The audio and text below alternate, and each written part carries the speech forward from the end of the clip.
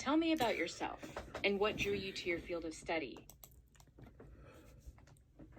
Hi, my name is Roger Aite. I'm currently pursuing my bachelor's in public health at Georgia State University.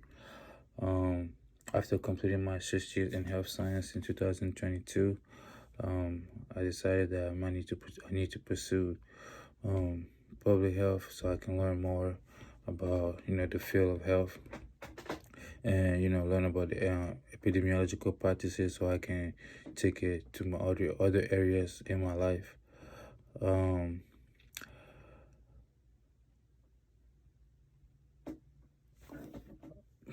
Also seeing how social economic factors can shape people's health outcome, especially in underserved community like the community that which I came from. Also working in the Grady Memorial Hospital exposed me to clinical sides of healthcare, where I became fascinated by the idea of prevention and helping people stay healthy after each hospital visit.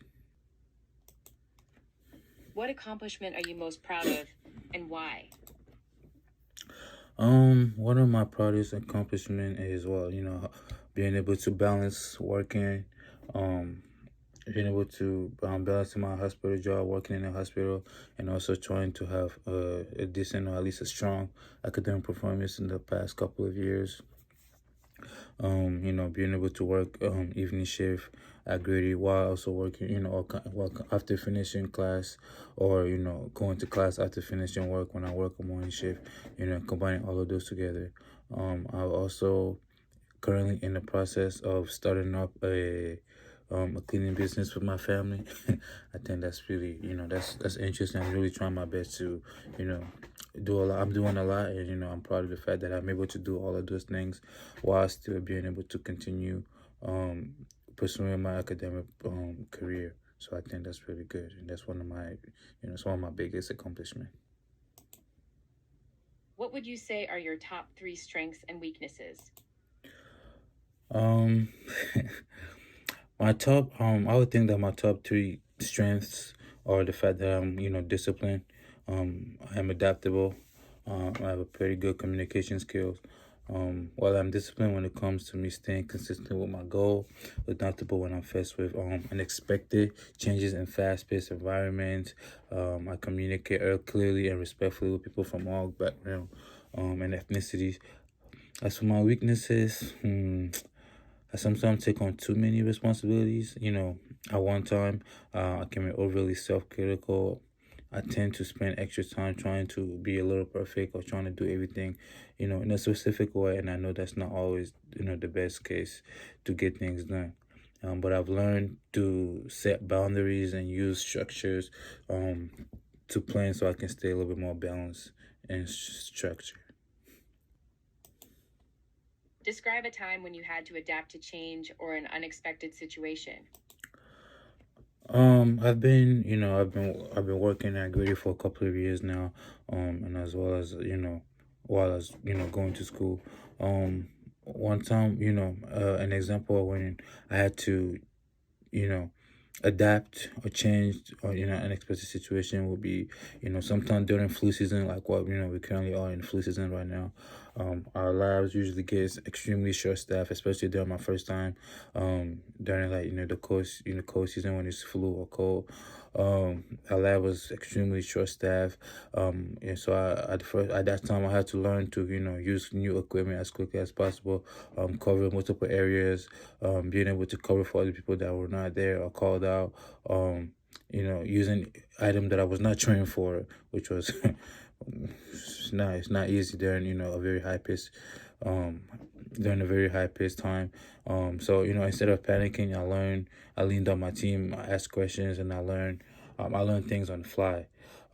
Those kind of experience taught me that staying calm and curious is the best way to handle any sudden change. So I think that was really good for me.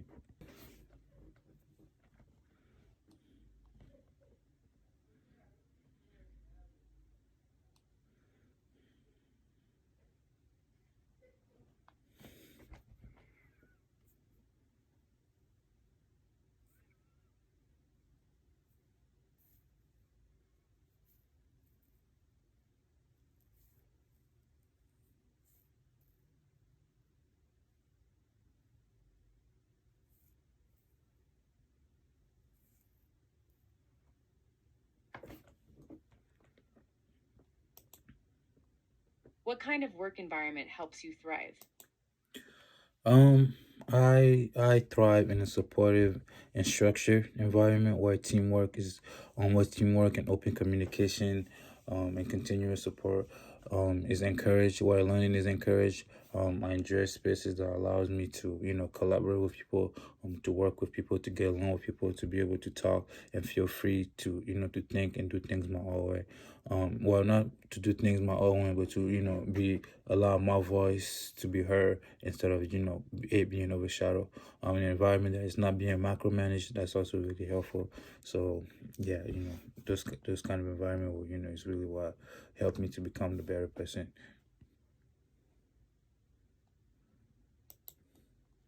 How do you prioritize tasks when you have multiple deadlines or responsibilities? I use a system of deadlines and a system of high importance. So in another word, I prioritize the stuff that's important, the stuff that I do, earlier, and I also try to get the more difficult tasks out of the way, earlier in the day. So when I wake up, if before I go to class or before I go to work, if there are some assignments or something that's more time urgent, I will try to start on that and get the majority of it done, or as much of it done as soon as possible, so I can have the rest of the day to work on the easier and lighter tasks. So I create like multiple checklists, so every single time I finish the task, I'll check it out so that I'm not confused or buggered up. What have you learned from a job, internship, or class that has shaped how you approach your work? Being a public health student and as well as a health official that works in a hospital, I learned one thing, that accuracy and as well as attention to detail literally affect how someone's health outcome is presented. That shapes a lot of things for me. That shapes how I approach my own work. That I approach how I collect data in public health, or how as well as doing my own personal things, like like I said, trying to get a company started. I've learned to double check my work, because that's very important. You gotta make sure that everything is done properly, so you don't just do it one time and call it a day. You have to double check, triple check, sometimes even quadruple check, to make sure that there are as little mistake as possible. And never rush to something. Always try to take your time and try to do it days in advance, so you don't try to rush and get it all done within one day. Choose you for a position. Why should an employer choose you for a position over other candidates? um Well, there are multiple reasons why I think that I should be chosen over other candidates in most cases. One is because I combine lots of hands-on healthcare experiences along with my knowledge as a public health student. I have a decently strong work ethic. I am reliable.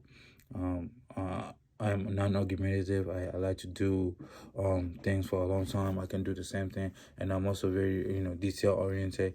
Um, I do everything as instructed.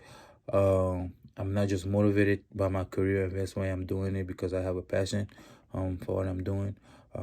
As I said before, I'm trying to do what I can so I can help more underserved community outside. So I'm not just doing it just because it is a job.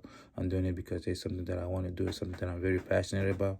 Um, I have a very team oriented mindset to every role that I take on. When I commit to something, I like to see it through, and I'm a very consistent and rigorous person.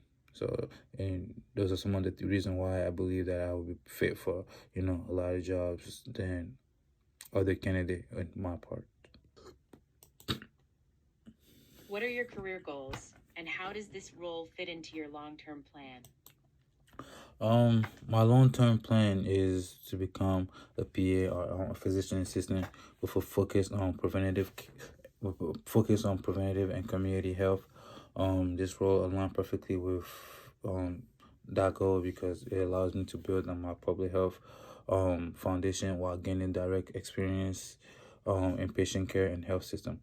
Um, Ultimately, I want to bridge the gap between clinical between clinical practice and public health by promoting prevention and health equities to both individual and community level. I want to be able to help